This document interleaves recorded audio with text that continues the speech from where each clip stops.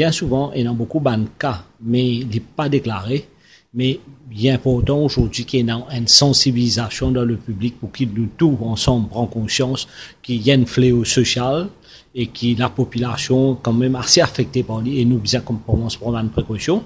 Et aussi en même temps, qui a une responsabilité du public, qui nous déclare quand nous trouve et dans un problème comme ça qui peut faire face dans Maurice.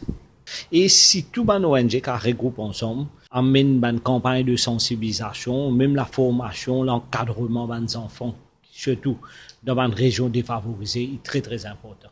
Le trafic des enfants, c'est un problème bien grave, ça concerne tout le monde. C'est une forme moderne d'esclavage pour les enfants. Tous les enfants parlent d'école, elles travaillent. Le travail des enfants, c'est une forme de trafic des enfants, parce que les enfants-là y allaient, ils travaillent pour un petit salaire, et c'est un adulte qui les bénéficie de ce travail-là.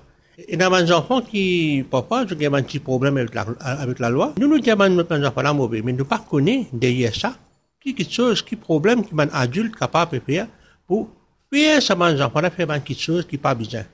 Alors ça, il y a un concern, pour tout le monde, et il demande qu'il nous fait une étude bien approfondie pour nous connaître vraiment à qui degré qui sont affectés nous, et aussi il faut concerter de toute une autorité, la police, CDU, Ombudsperson et la société civile, ONG et la population, tous ensemble, pour nous protéger nos enfants contre ce trafic-là. On a appris que Maurice était autrefois dans le watchlist, 2 ans de cela, et que maintenant on a pu arriver au tier 2, c'est-à-dire qu'on commence à s'impliquer davantage. Souvent des fois on arrive mal à différencier entre un trafiquant ou entre un offender et un victime.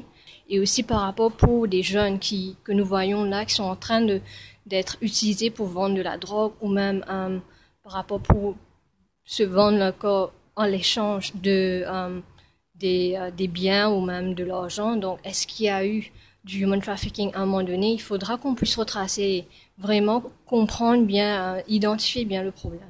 Probablement, ce trafic de jeunes est lié probablement à la pauvreté, ça c'est clair, mais c'est lié également au problème de la drogue aussi. Donc, il faut lutter contre ces difficultés, donc l'introduction de la drogue, ça c'est une première chose, mais surtout lutter contre ce que j'appellerais l'oisiveté des enfants, donc les occuper et éviter que les familles soient en difficulté avec leurs problèmes que j'appellerais bien sûr de revenus, avec leurs problèmes d'enfants qui sont difficiles à gérer. Je suggère qu'il y ait des actions nationales mauriciennes au niveau du ministère, certainement, de la Gender Ministry, et il y a aussi des actions qui sont menées au niveau des médias.